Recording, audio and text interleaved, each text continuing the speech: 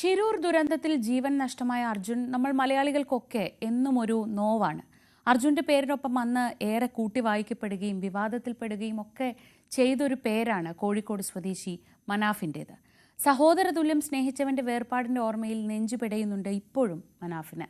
ഒരു മനുഷ്യജീവൻ മണ്ണിൽ പുതഞ്ഞുപോയ ആ ദിവസങ്ങൾ ഓർത്തെടുക്കുമ്പോൾ ഇപ്പോഴും അദ്ദേഹത്തിന്റെ കണ്ണ് നിറയുന്നു. അർജുൻ ഓർമ്മയായിട്ട് 1 വർഷമാവുമ്പോൾ ഗംഗാവലി പുഴയുടെ തീരത്തേക്ക് ഒരിക്കൽ കൂടി എത്തുകയാണ് മനാഫ്. ഷിരൂർ ദുരന്തത്തിന് 1 വയസ്സാകുന്നു. സമാനതകളില്ലാത്ത രക്ഷാപ്രവർത്തനമാണ് അന്ന് നടന്നത്. ഒരുപാട് ആളുകളുടെ പ്രയത്നം ഇതിനു പിന്നിലുണ്ട്.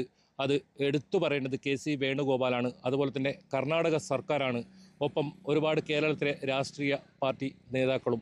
എന്തായാലും അർജുൻ്റെ കുടുംബവും ഇവിടെ തങ്ങി നിന്ന് ഇത്തരത്തിലുള്ള രക്ഷാപ്രവർത്തനത്തിന് നേതൃത്വം നൽകി. എന്തായാലും നമ്മോടൊപ്പം ഇതിലേറ്റവും മുഖ്യ പങ്ക് വഹിച്ച ഒരാളുണ്ട്. അത് മറ്റാരുമല്ല, മനാഫാണ്. ഇന്നിപ്പോൾ ഇവിടെ ഉള്ളത് നല്ലൊരു തെളിഞ്ഞ കാലാവസ്ഥയാണ്. അന്ന് നമ്മളെല്ലാവരും ഇവിടെ വരുന്ന സമയത്ത് ഭയങ്കര ഭീകരമായ ഒരു കാലാവസ്ഥയാണ്. തുടക്കത്തിൽ നമ്മൾ ആരും ഇല്ലേനു കൂടെ. ഒരു എന്താ പറയുക, ഒറ്റപ്പെട്ട ഒരു ഇത്, നമ്മൾ ലോറി ഇവിടെ ഇല്ലയെന്നും നമ്മളൊരു എന്താ പറയുക, ഒരു തിരസ്കരിക്കുന്ന ഒരു മനോഭാവമായിന് ഇവിടുത്തെ പോലീസിനും ഇവിടുത്തെ ജില്ലാ ഭരണകൂടത്തിനുമൊക്കെ. പിന്നീട് പോകെ ജനങ്ങൾ, കേരളത്തിലെ ജനങ്ങൾ ഇത് ഏറ്റെടുക്കുകയും ജനങ്ങളുടെ എല്ലാ സപ്പോർട്ടും ഉണ്ടായത് കാരണം ചാനലുകളെല്ലാം എത്തുകയും ചാനലും മറ്റുള്ള എല്ലാം ആയപ്പം എന്തായി പറഞ്ഞാൽ ഇവിടുന്ന് ഒരു ഐതിഹാസിക ഒരു പോരാട്ടം തുടങ്ങുകയും ചെയ്തത്. ഇവിടെ നിൽക്കുമ്പം മനസ്സിന് വല്ലാത്തൊരു വിഷമമുള്ള ഒരു സമയമാണിത്. 1 കൊല്ലമായി എന്ന് പറയുമ്പോൾ എത്ര പെട്ടെന്നാണ് 1 കൊല്ലമായത് എന്നുള്ള ആലോചിക്കുകയാണ്. ഇന്നേ വരെ സ്വതന്ത്ര ഇന്ത്യ കണ്ട ഏറ്റവും വലിയ ഒരു മനുഷ്യനും വേണ്ടിയിട്ടുള്ള തെരച്ചിൽ ഈ ഒരു ഭൂമിയിലാണ് നടന്നത്. അതൊരു നിശ്ചയദാർഢ്യത്തിൻ്റെ ഫലമാണ്. മലയാളികളുടെ ഒറ്റക്കെട്ടായതിൻ്റെ ഫലമാണ്. മലയാളികൾ ഒരു കാര്യത്തിന് ഇറങ്ങി പുറപ്പെട്ടാൽ അതിൻ്റെ ഒരു റിസൾട്ടാണ് അർജുനെ കിട്ടിയത്. ഒരുപാട് അടിയും ഒരുപാട് പരിഹാസങ്ങളും ഒരുപാട് വിഷമമുണ്ടായ ഒരു ഭൂമിയിലാണ് ഇപ്പം ഇവിടെ നിൽക്കുന്നത്. ആ ഒരു സന്ദർഭത്തിൽ ഇപ്പം ഇങ്ങനെ ഓരോന്ന് മനസ്സിലിങ്ങനെ മിന്നി മാഞ്ഞി വരികയാണ്. ഇവിടെ ഉള്ള ഓരോ ഘട്ടത്തിലും നമ്മളെ തെരച്ചിലിങ്ങനെ നിൽക്കുമ്പോൾ പിന്നെ രണ്ടാമത് ഇത് തെരച്ചിൽ തുടരണം എന്നുള്ളത് ഒരു മനുഷ്യന് കഴിയാവുന്നതിൻ്റെ പരമാവധി പ്രയാസങ്ങൾ അനുഭവിച്ചിട്ടാണ് ഈ ദൗത്യം കംപ്ലീറ്റ് ചെയ്തത്. ഇതിൻ്റെ പിന്നിൽ ഒരുപാട് ആളുകൾ, ഒരാളെ പേര് പറയുന്നതിനെക്കാട്ടും ഒരുപാട് ആളുകൾ, പ്രത്യേകിച്ച് മലയാളി ചാനലുകൾ, മനുഷ്യർ, രാഷ്ട്രീയക്കാർ, ഉദ്യോഗസ്ഥർ, ഒരുപാട് ആളുകളുടെ സഹായം ഉണ്ടായിട്ടുണ്ട് ഈ ഒരു ദൗത്യം കംപ്ലീറ്റ് ചെയ്യാൻ. ഇന്ത്യയിൽ ഇത്രമാത്രം ഫെസിലിറ്റികൾ ഉപയോഗിച്ച് തെരച്ചിൽ നടത്തിയത് ഇത് മാത്രമാണ്. ഇന്ത്യയിൽ നമ്മൾ മനുഷ്യരെല്ലാവരും കേൾക്കണ എല്ലാ തരത്തിലുള്ള ഉപകരണങ്ങൾ കൊണ്ടുവന്ന് തെരച്ചിൽ നടത്തി. ഒരു സമയത്ത് മിലിറ്ററി, നേവി, NDRF, SDRF ഇനിയൊന്നുമില്ല, ഇന്ത്യയിൽ അവൈലബിൾ ആയിട്ടുള്ള എല്ലാ സംവിധാനവും ഉപയോഗിച്ച് തെരഞ്ഞിട്ടും കിട്ടാതെ 72 ദിവസം അതിനുശേഷം നമുക്ക് ഇവനെ കിട്ടുക. ഭയങ്കര മനസ്സിന് എന്താ പറഞ്ഞു കഴിഞ്ഞാൽ ഒരു സമാധാനം ഉണ്ടായ ഈ 72 ദിവസങ്ങൾ എൻ്റെ ജീവിതത്തിൽ മറക്കാൻ പറ്റാത്ത നരകയാതനയിനും.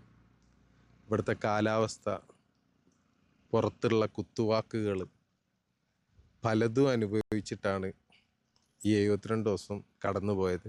ഈ ഒരു സംഭവം കഴിഞ്ഞ് നാട്ടിലെത്തി ഒരുപാട് പ്രയാസങ്ങൾ അതിനുശേഷം അനുഭവിക്കേണ്ടി വന്നു. തീർച്ചയായിട്ടും ഈ ദിവസം വരെ ഞാനൊരു സമാധാനം എന്താന്നുള്ള അറിഞ്ഞിട്ടില്ല. എന്നിരുന്നാലും ഒരു വിഷയത്തിൽ എന്തായാലും സമാധാനമുണ്ട്.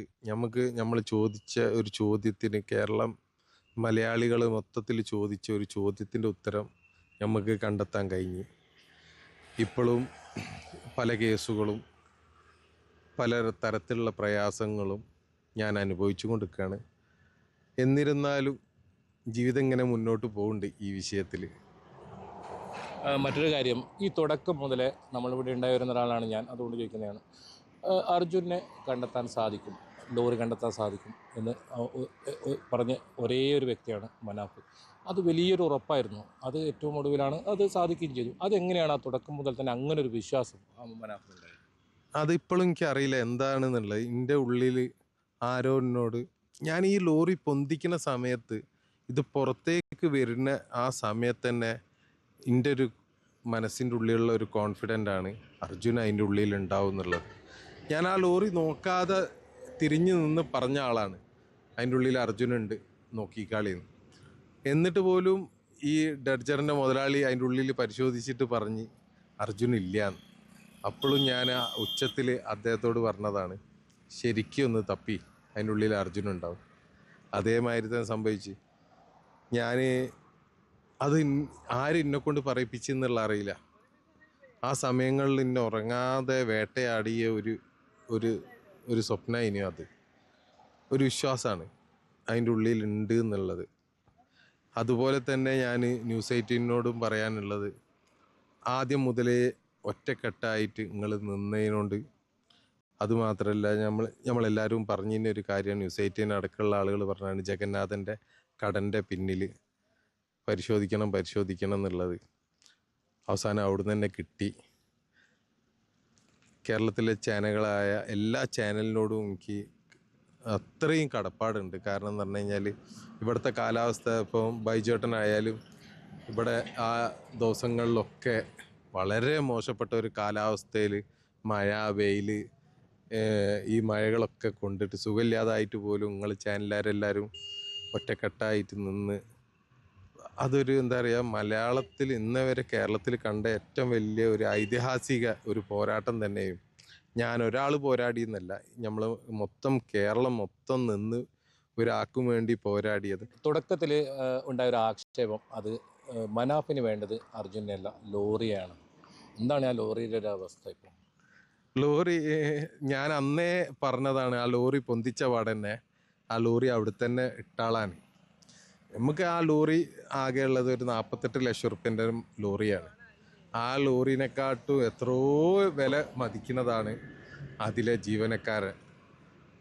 അദ്ദേഹമാണ് ഏറ്റവും വലുത്. അതിന് ഇതൊരു ഘട്ടത്തിൽ ശിരൂർ ദൗത്യം ഡഡ്ജറിന് 1 കോടി റുപ്യ ചിലവാകുന്നു കർണാടക ഗവൺമെൻറ് മന്ത്രിസഭാ യോഗം കൂടിയിട്ട് 1 കോടി റുപ്യ അനുവദിക്കാനാവില്ല എന്ന് പറഞ്ഞ ഘട്ടത്തിൽ ഞാൻ എൻ്റെ സ്വന്തം വീട് പോലും വിറ്റിട്ട് 1 കോടി റുപ്യ കൊണ്ടുവരാമെന്ന് പറഞ്ഞതാണ്.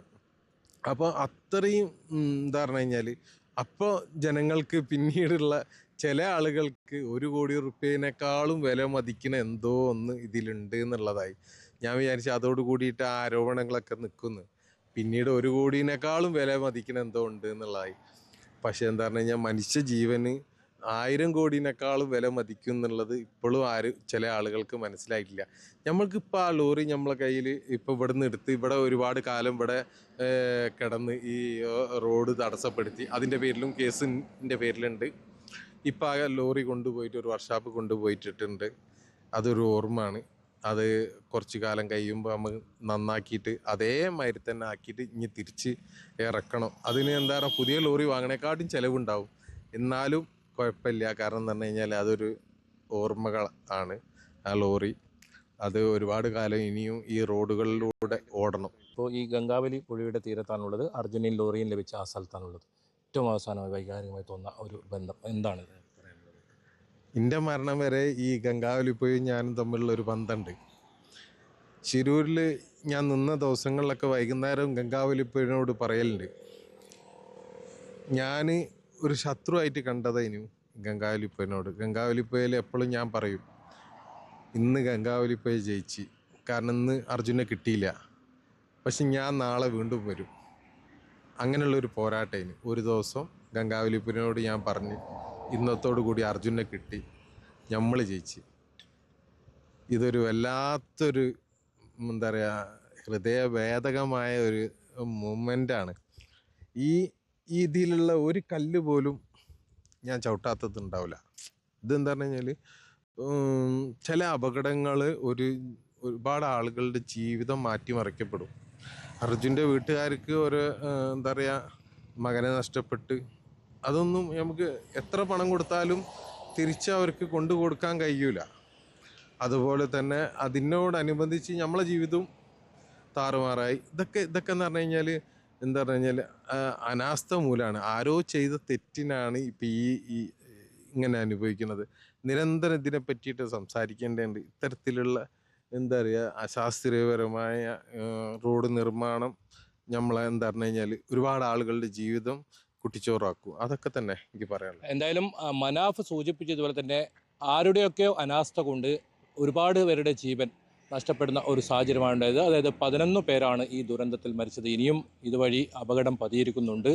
ഏതായാലും മനാഫിനെ സംബന്ധിച്ചിടത്തോളം വലിയ ഓർമ്മകളാണ് ആ സമയത്ത് ഉള്ളത്. ശിരൂർ ഗംഗാവലി പുഴയിൽ നിന്നും KV ബൈജു, ന്യൂസ് 18.